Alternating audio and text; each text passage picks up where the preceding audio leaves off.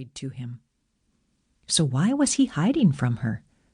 He'd had no problems attracting women into his arms, but as soon as he'd invited them home to the dreary depths of his underground palace, the delight in their eyes dimmed as quickly as the souls ferried through the gates by his boatman, Charon.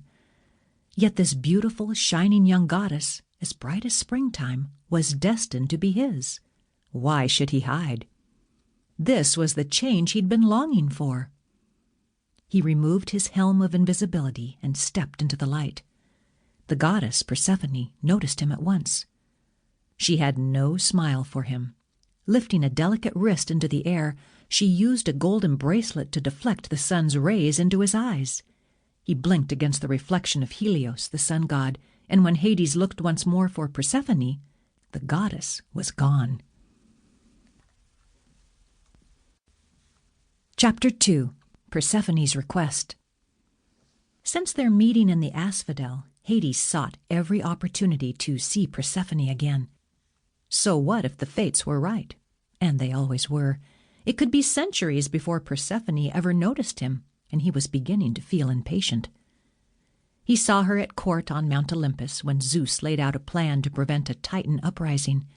Persephone sat stiffly and quietly on the double throne beside her mother. Hades stared at her, willing her to look at him, but she ignored him. Suspecting that Demeter had blocked others from communicating with her daughter, he left Mount Olympus that day feeling frustrated. Hades saw Persephone again at court when the gods banded together to think of ways they could help Perseus defeat the Gorgons. Persephone sat beside Demeter again, but this time seemed restless. Hades sensed that she wanted to be anywhere else but among the gods at court. But no matter how often he looked her way, she never returned his gaze. How long was he supposed to wait before his future bride became aware of his existence?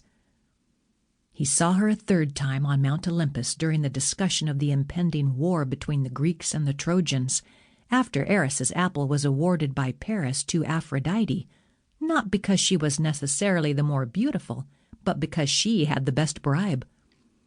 Again he tried to get Persephone's attention, and again she ignored him. So Hades resigned himself to the fates.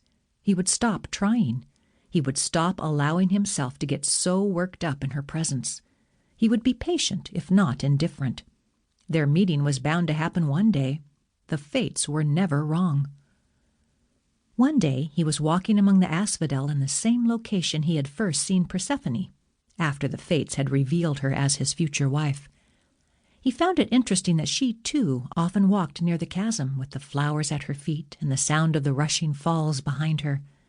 This was one of his favorite spots in the world, for it was near one of the entries to the Underworld.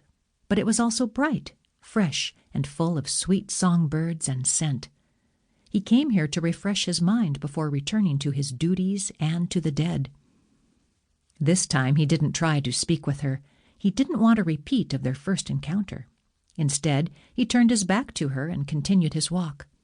If the fates were right, and they always were, then there was no need for him to force a union. Today he had come directly from an argument with Poseidon about the Hydra's sinkhole.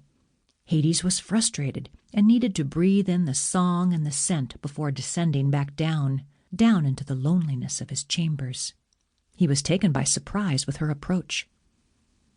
"Why do you come here?" she asked, half hidden behind an evergreen.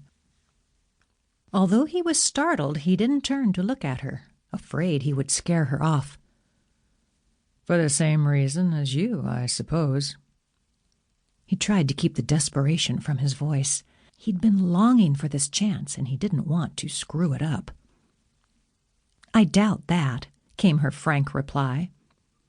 Hades grinned, but she wouldn't have seen it, since he continued to keep his back to her. "Then why do you come?" "You must swear an oath on the river Styx to tell no one." This time he turned and met her steady gaze.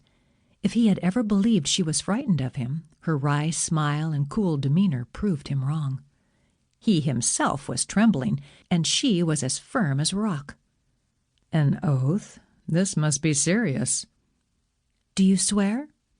"Yes." She moved closer to him. "I come here to hide." "From what?"